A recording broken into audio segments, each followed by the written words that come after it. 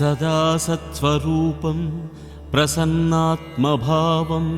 ஓம் சாய்ராம். சாய்பாபாவின் சரித்திரம் சாய் குடும்ப உறவுகளுக்கு பேரன்புகளுடன் அனு. எல்லா சாய் சகோதர சகோதரிகளுக்கு இனிய காலை வணக்கம். இந்த காலை வேளையில் உங்களுடைய எந்த வேண்டுதல்களாக இருந்தாலும் பரவாயில்ல, அந்த ஒரு முக்கியமான கோரிக்கையும் வேண்டுதல்களை மட்டும் பாபா காலடியில் வைங்க.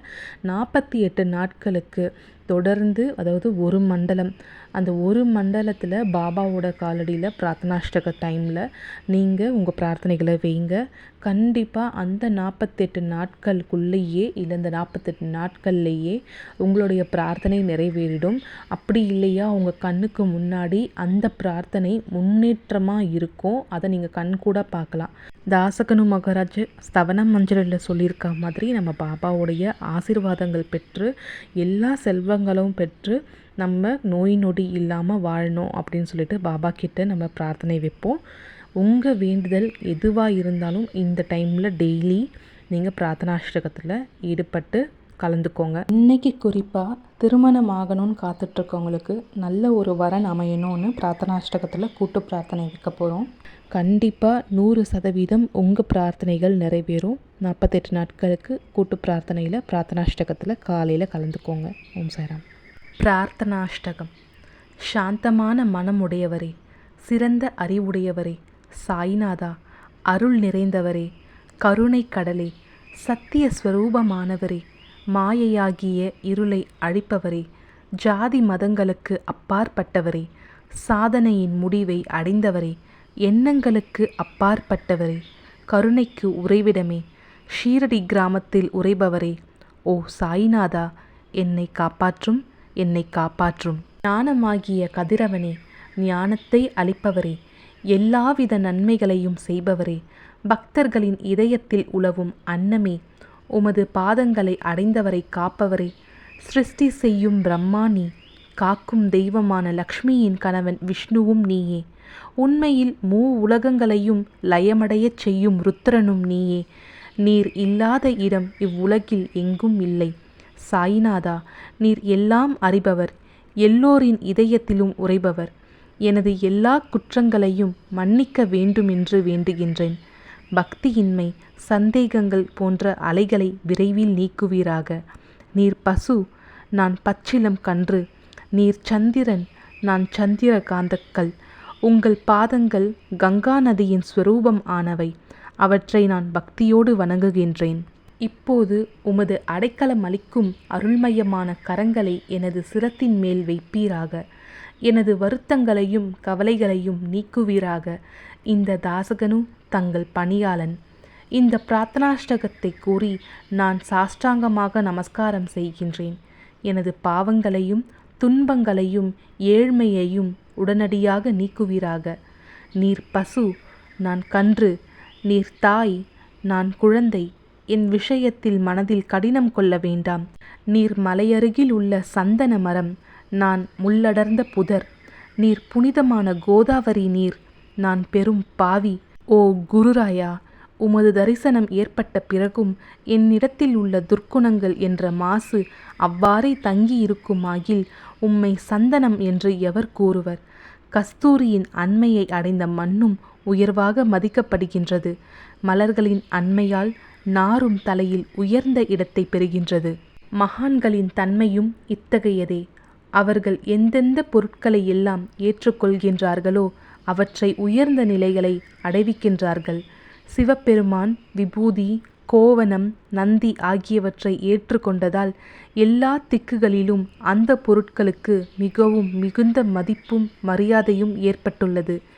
இடையர்கள் மகிழ்விக்கும் பொருட்டு பிருந்தாவனத்திலும் யமுனை நதிக்கரையிலும் ஜகத்துக்கெல்லாம் இறைவனானவன் தஹிகலா என்ற விளையாட்டை விளையாடினான். ஞானிகள் அவ்விளையாட்டையும் உயர்வாகவே மதிக்கின்றார்கள். அவ்வாறே நான் துராச்சாரியாயினும் உம்மை அடைந்துள்ளேன். ஓ குருராயா, எனவே இதை பற்றி உள்ளத்தில் எண்ணிப்பாரும். ஓ குருராயா, இகத்திலும் பரத்திலும் எந்தெந்த பொருட்களை சுகம் என்று என் மனம் சந்தேகமற கருதுகின்றதோ அவற்றையெல்லாம் நிறைவேற்ற வேண்டும். உமது கருணையினால் இவ்வாறு செய்துவிடும். எனது மனதை அடக்கிவிடும். சமுத்திரத்தை இனிமையாக செய்துவிட்டால் பிறகு உப்புத்தன்மையை பற்றிய பயம் இல்லை. சமுத்திரத்தை இனிமையாக்கும் சக்தி உண்மையில் உனக்கு உண்டு. எனவே தாசகனுவின் இந்த வேண்டுதலை நிறைவேற்றுவீர். என்னிடம் என்னென்ன குறைகள் உள்ளனவோ அவை அனைத்தும் உமதே. சித்தர்களுக்கெல்லாம் அரசனான உமக்கு குறை என்பது பொருந்தாது. இப்பொழுது அதிகமாக சொல்வது எதற்காக? நீரே எனக்கு ஆதாரம்.